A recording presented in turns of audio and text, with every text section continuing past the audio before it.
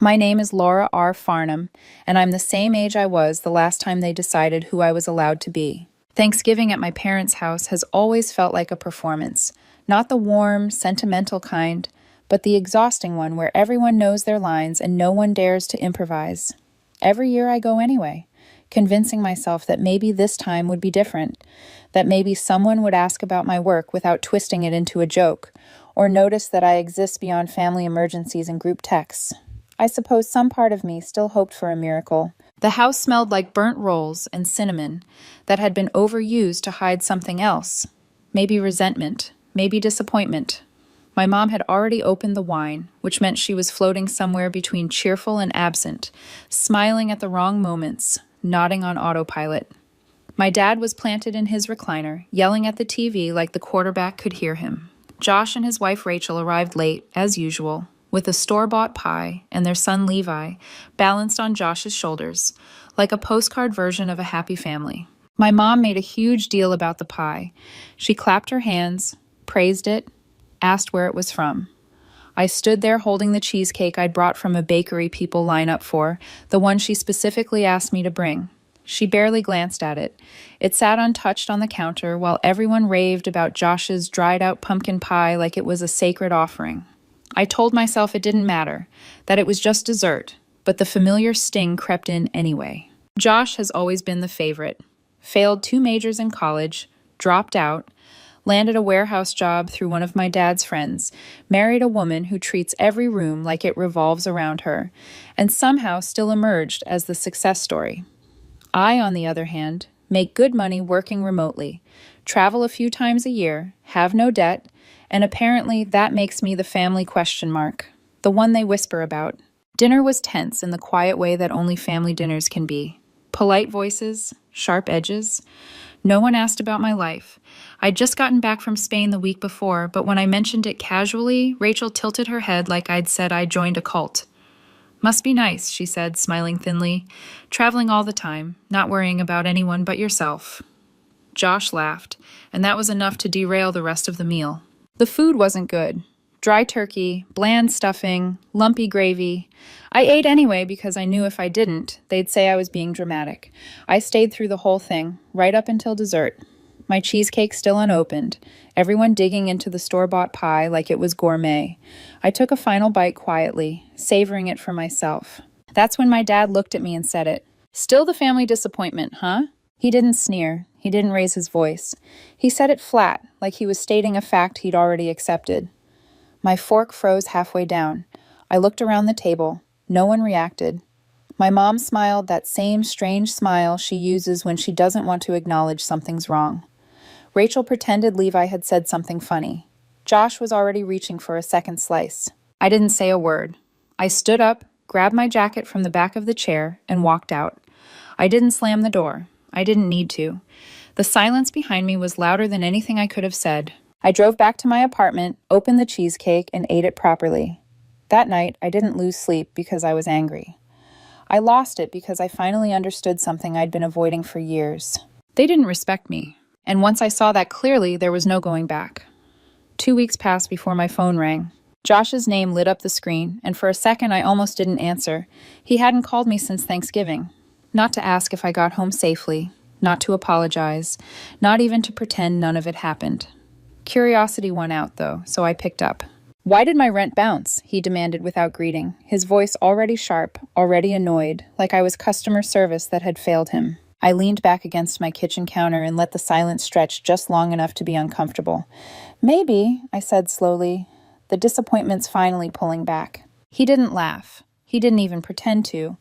There was a pause, just a few seconds, but I could tell by the way he inhaled that he understood exactly what I meant. Then his voice rose. "Are you serious right now?" "Dead serious." That's when he lost it.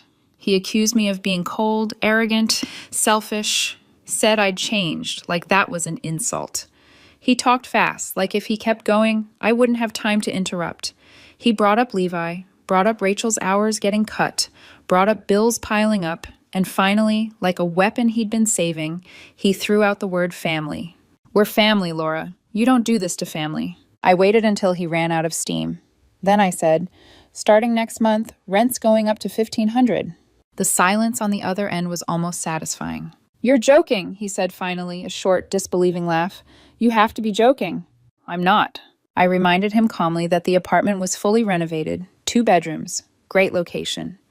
In this city, 1,500 was still below market. I'd just been giving him a break. "A break," he called it, scoffing. "You call that a break? You've been paying $500 a month for 4 years, Josh," I said. "That's not a break. That's a gift. You couldn't rent a shared basement for that in this zip code." That's when he turned mean. He said I was screwing over a family with a kid, said he thought I had a heart, said my remote job and travel didn't make me better than anyone. Then he made the mistake of saying the thing he probably believed all along. "You wouldn't survive a month without that salary. You think it makes you special? You've always been a joke." I didn't raise my voice. I didn't argue. I just looked at my phone and said, "New rent is $2,500. His jaw practically hit the floor through the speaker. He laughed again, louder this time, like I was bluffing. "You're insane," he said. "I'll get a lawyer." "There's no lease," I replied. It was all verbal. He stormed off the call, muttering threats that didn't scare me nearly as much as they should have. A few hours later, Rachel texted me. Not one message, but a wall of them. Emotional, panicked, guilt-soaked. She talked about Levi, about how he didn't deserve this, about how they'd end up homeless if I kept pushing, and then she added the line that settled something permanently in my chest. "You wouldn't be doing this if we were really your family." That was the moment I stopped second-guessing myself. I didn't reply. I didn't explain. I didn't soften anything.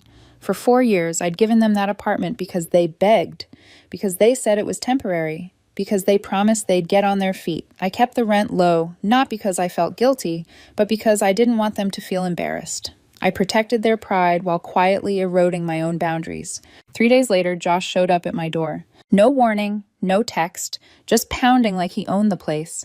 I opened the door slowly, and there he was, red-faced, breathing hard, eyes wild with entitlement. "You're actually doing this?" he demanded. "You're tripling the rent just like that?" "It's more than triple," I said calmly. "What do you think is fair?" "Fair?" he snapped. "We have a kid. You knew we were barely making it. You pull the rug out from under us and act like it's business." "I gave you 4 years," I said. "That was business." He sneered, said I had no idea what real life was like, that my little lifestyle bubble didn't mean anything, that I disgusted him. And as he turned to leave, he muttered something under his breath about how people like me always thought they were better than everyone else. I watched him walk away and realized something that felt oddly calming. They never saw me as a sister. They saw me as an ATM. I thought the money was the worst part. I really did. I thought the ugliest thing about this whole situation was the entitlement, the way Josh could scream at me like I was the villain for finally asking him to pay something close to reality. But then I found out what they were saying about me when I wasn't in the room, and that changed everything. It wasn't even Josh who revealed it. It was a stranger at a coffee shop. I was sitting near the window, half listening to 2 women at the next table talk about rent prices, zoning out the way you do when you've had too little sleep and too much emotional noise. I wasn't really paying attention until one of them mentioned the building where Josh lived, my building. She said a unit with the same layout had just rented for $3,400 a month, and she couldn't believe it. Her friend laughed and said, "Yeah, that's the guy who's got some kind of deal with the owner. I heard from his wife that the sister's rich and stupid, just gives them the place out of guilt." My whole body went still. I leaned over before I could stop myself. "Sorry," I said, trying to keep my voice casual even though my heart was pounding. "Did you say Rachel?" They looked surprised, then nodded. "Yeah," one of them said. "Rachel and Josh, 5th floor. Why?" I didn't answer. I didn't finish my drink. I walked out and sat in my car with my hands gripping the steering wheel so hard my knuckles turned white. It wasn't the money anymore. It was the story. The narrative they were feeding people like candy.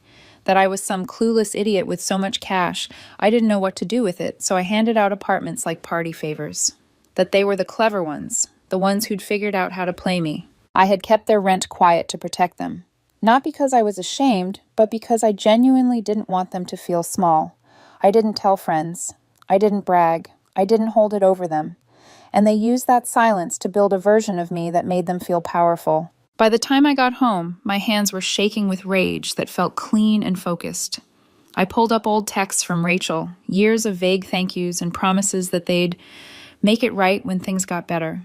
4 years of just until spring and just until the new job and just until Levi starts school. And now she was out there calling me rich and stupid like my generosity was something to mock behind my back. I sent Josh one text. "You've got 2 weeks to move out." That was it. No paragraph, no explanation, just the line. He called immediately. I let it ring. He called again and again. Finally, I picked up. "What the hell are you talking about?" he shouted. "You heard me," I said calmly. "You're out." "There's no lease," he snapped. "You can't evict us." "You're not tenants," I replied. "You're guests. And guests don't trash the person keeping a roof over their kid's head."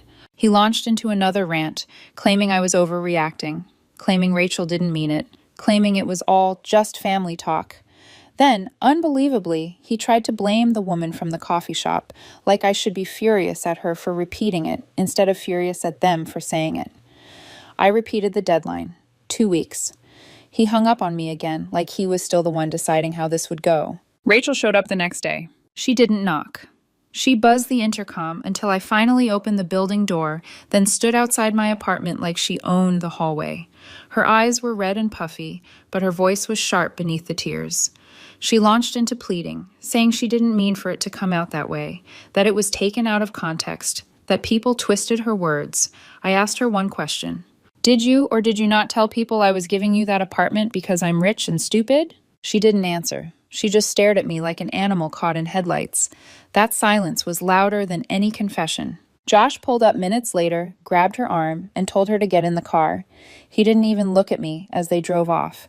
It was like I wasn't a person. I was a problem they could outrun. That night, my mom called. I almost didn't answer, but curiosity got me again. That stubborn part of me that still hoped for something better. She started soft, like she was easing into a normal conversation, asked how I was, mentioned a new casserole recipe. Then, after a pause that felt like the true beginning, she slid into it. "Josh told us you're kicking them out. Is that true?" "Yes," I said. "Laura, you can't just throw a family with a child out on the street," she replied, voice firm now, as if she were scolding a teenager instead of speaking to her adult daughter. "You have to be reasonable." I asked her how much she thought rent went for in that building.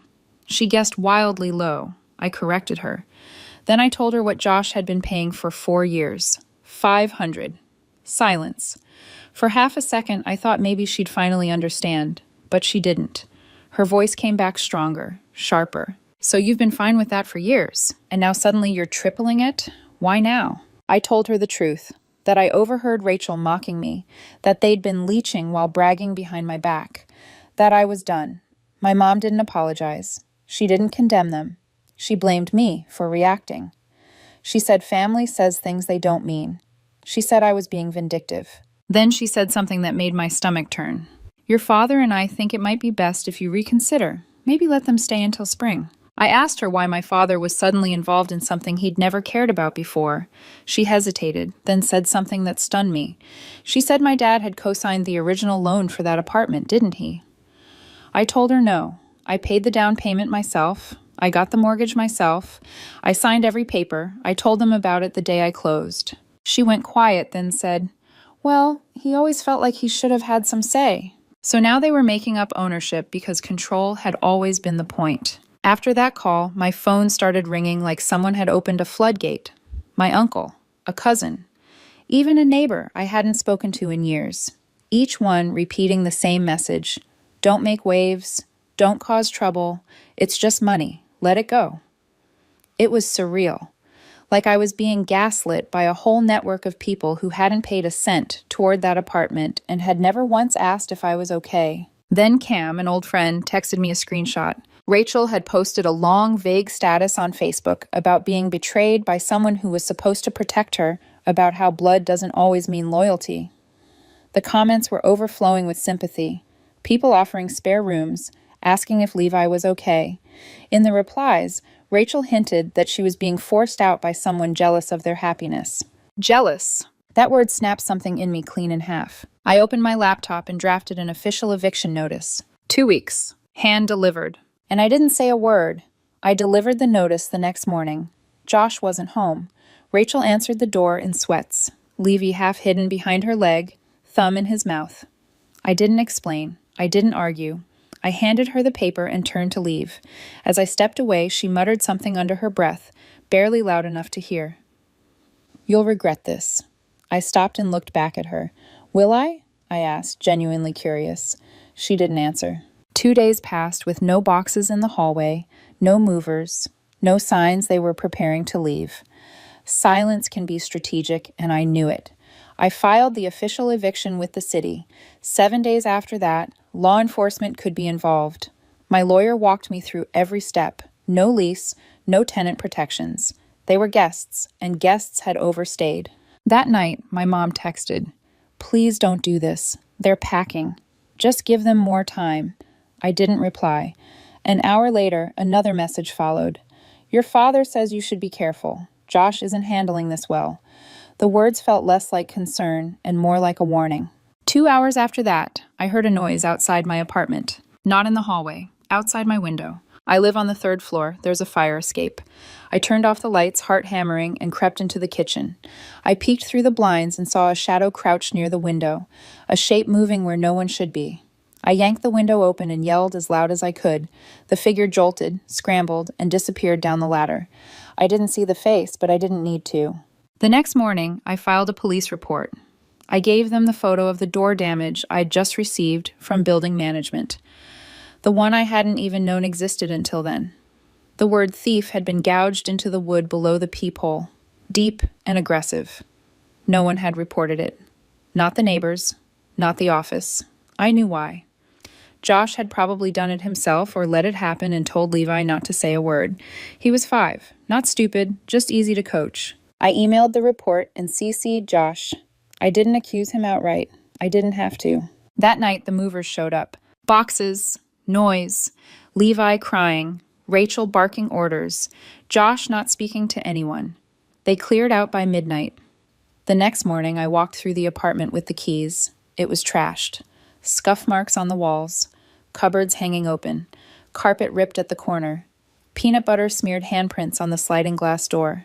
No note, just a receipt on the counter from a hardware store. One item purchased, wood carving tool, paid in cash. I stood there for a few minutes, not angry, just strangely calm.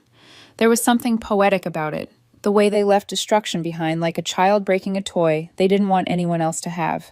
I took a photo of the damage, emailed it to the building manager, and paid for the door replacement out of pocket, $900. I didn't worry about it. I'd make it back. 4 days later, the new tenants moved in. A young couple from out of state, polite, enthusiastic, excited about the space. They signed for $3,000 a month without blinking. First and last month's rent wired before I handed over the keys. I left them a bottle of wine as a welcome gift. They sent a selfie by the window Josh had once taped a blanket over, smiling, grateful. The apartment felt clean again, not just physically, like the air had been cleared. I thought it was over. It wasn't. My dad called. He didn't mention the fire escape. He didn't ask about the door. He didn't apologize for pretending he had any claim to the place. He just said I'd gone too far and should have let them stay until Levi finished the school year. Texts followed from people I barely knew anymore, repeating Rachel's lines. Cold, heartless, greedy. Rachel had been busy online. She posted on Facebook, Instagram, local forums, even Reddit. Long paragraphs about betrayal, unjust eviction, and a greedy landlord's sister. She left out the rent, left out the lack of a lease, left out the fire escape. She posted Levi's picture, said he cried at night, said he asked why Aunt Laura didn't love them anymore. For a moment, it almost worked. Then I remembered the cafe, rich and stupid, thief. A few days after the new tenant settled in, I ran into Rachel at the grocery store, frozen meals in her cart, Levi holding her hand. He waved at me. I waved back. Rachel stared at me and said quietly, "You sleep okay now?" "Better than ever," I replied. "They're living with my parents now. I hear Josh is flipping sneakers online. It's not going well. Rachel's working part-time at a dental office. They've been denied from 2 rentals already. Credit issues. My mom hasn't called since January." My dad asked once if I'd consider a short phone call with Josh to talk things through. I ignored it. Then last week, I checked my mailbox and found a thick envelope with messy handwriting. No return address. Inside was a drawing in crayon, a tall building, a small stick figure with a beard, another smaller one holding its hand, a bright yellow sun, a heart floating above them. At the top, in uneven letters, it said, Aunt Laura. No note, no guilt, just that. I didn't frame it. I didn't analyze it. I put it on the fridge with a magnet. Every time I pass it, I feel a strange mix of peace and clarity. Because whatever the adults think of me, the kid knew exactly who I was. And somehow, that was enough. Once the noise finally died down, the silence felt unfamiliar, almost suspicious at first. For years, there had always been something pulling at me. Some crisis, some guilt-laced request, some reminder that I existed in my family only when I was useful. And now there was nothing. No calls, no texts, no passive-aggressive posts popping up on my screen. Just quiet mornings, steady rent deposits, and the hum of a life that no longer revolved around managing other people's chaos. The new tenants settled in quickly.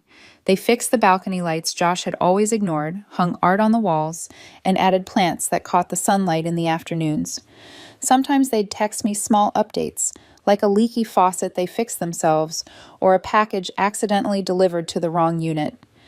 They treated the place with respect, and in return, I treated them like adults, not obligations. Every month the payment came through, clean and on time. No drama, no apologies, no explanations required. Josh and Rachel stayed with my parents longer than anyone expected. Weeks turned into months. The temporary arrangement stretched thin, tensions spilling into places I no longer had to witness firsthand. I heard bits and pieces through relatives who thought they were being neutral. Josh complained about lack of privacy. Rachel complained about rules. My parents complained about stress. I listened without responding. For once, their problems weren't mine to solve. The only time my resolve wavered was when I looked at the drawing on my fridge. Levi's crayon lines were uneven, the sun a little too big, the figures crooked but certain. I wondered if he asked questions. I wondered what he was told. I wondered if one day he'd remember me as the aunt who vanished or the one who refused to let adults turn her into a villain for setting boundaries. I couldn't control that, and accepting that was part of the healing. One evening, months later, my dad sent a message that surprised me. Not an accusation, not a demand, just a simple line. We miss you. I stared at it for a long time. It wasn't an apology. It wasn't accountability. It was a statement that expected me to bridge the gap like I always had. I didn't respond, not because I was angry, but because I was finally honest with myself. Missing me wasn't the same as respecting me. Life went on, quietly and steadily. I focused on my work. I traveled again, not as an escape, but as a choice. I made friends who knew me without history weighing them down. I built routines that felt good instead of obligatory. And slowly, without fanfare, the label they'd given me lost its power. Family disappointment. It used to sit in my chest like a verdict, like a sentence handed down without trial. Now it felt hollow, outdated, something that belonged to a version of me I no longer lived inside. I wasn't a disappointment. I was simply someone who stopped accepting crumbs and started demanding respect. Every now and then, I'd hear updates. Josh's sneaker hustle failed. Rachel picked up more hours. They were still struggling. My parents were tired. The cycle continued exactly as it always had, just without me in the middle of it. And that was the strangest part. Once I stepped out, nothing collapsed. Nothing improved either. It just kept spinning, unchanged. One night, I stood in my kitchen, looking at the fridge, at Levi's drawing held up by a cheap magnet. I thought about Thanksgiving, about the table, the pie, my father's voice saying that word like it was a fact. I smiled, not bitterly, but calmly. Still the family disappointment, huh? If that's what it takes to live a life without being used, belittled, or rewritten, then I'll wear it. Not as a wound, as proof that I finally chose myself.